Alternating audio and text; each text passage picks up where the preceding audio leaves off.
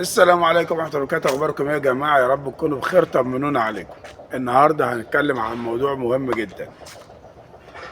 هو إيه موضوع إن هو الحب بيروح بعد الجواز، والطلاق بيكتر، والمشاكل بتكتر، وكل حاجة مش لذيذة. كله بقى الواحد مخنوق وهي مخنوقة.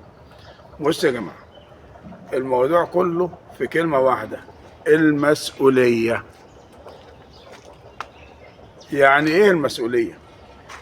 المسؤولية إن أنت لما اتجوزتي وأنت لما اتجوزت أصبح كل واحد مضطر يعمل حاجة بنفسه. الحاجة دي بتاعته هو، مش بتاعت حد تاني. يعني مثلا أنت بتضطر تشتغل وما تأجزش وما تغيبش من شغلك وما تأثرش، علشان خاطر في طلبات للبيت وفي طلبات ليك وفي طلبات ليها.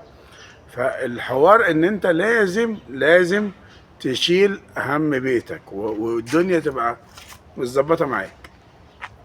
تمام. الراجل السوي الكويس التمام، اللي عارف مسؤولياته وعارف مسؤوليات بيته وعارف الدنيا صح، هو اللي بيعمل كده، بيهتم بشغله وبيهتم ببيته وبيهتم بكل حاجه.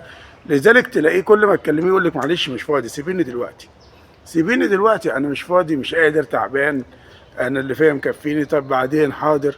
ليه؟ شغل بجد، شغل شغل شغل.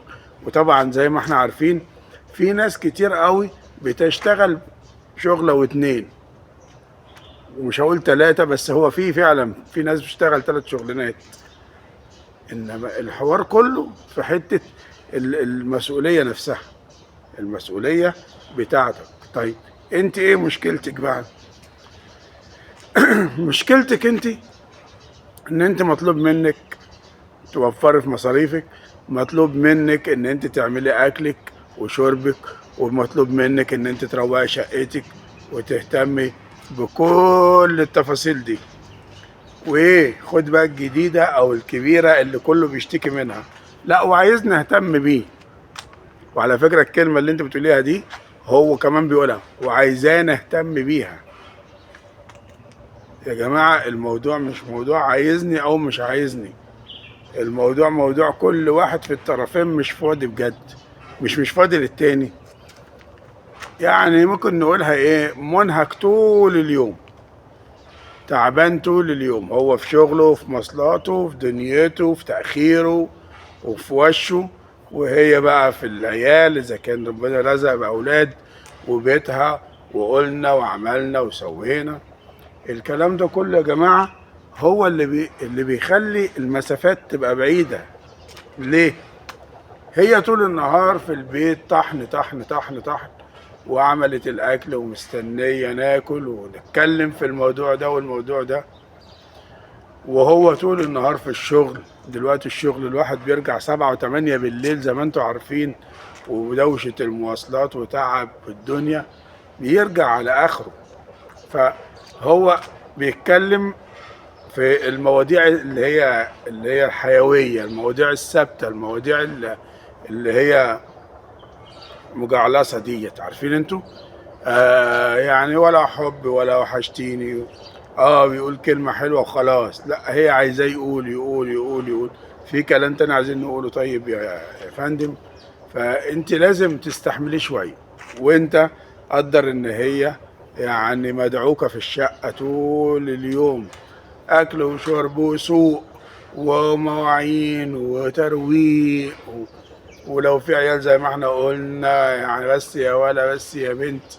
الكلام ده كله يا جماعة لازم نقدره ببعض، ولازم نشيله ببعض. هو كل اللي مطلوب مننا يعني حاجات بسيطة كده تتأكلنا عيش كلنا.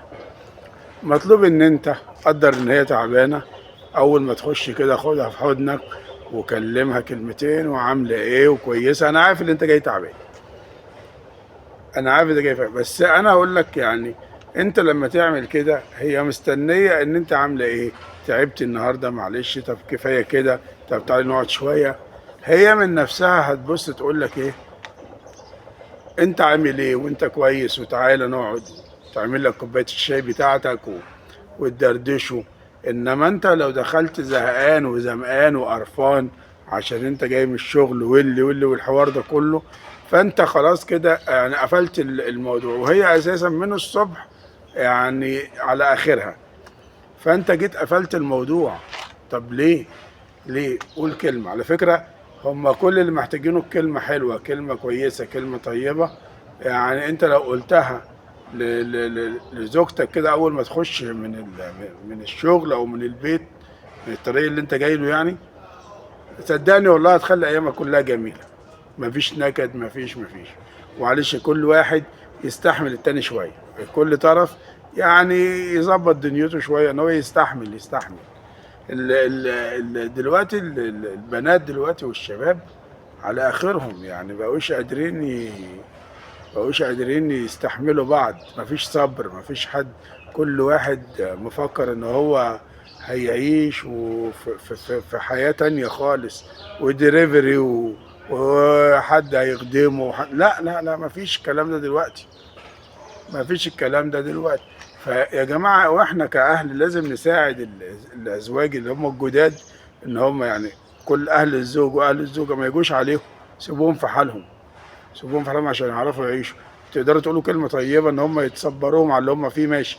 مش هتقدروا، يبقى خلاص يعني. وأتمنى من ربنا سبحانه وتعالى إنه ييسر الأمور للناس كلها، وكل اتنين متجوزين يعني يوصل بينهم التفاهم لدرجة كبيرة جدا، أتمنى من الله. وآخر كلامي، السلام عليكم ورحمة الله وبركاته.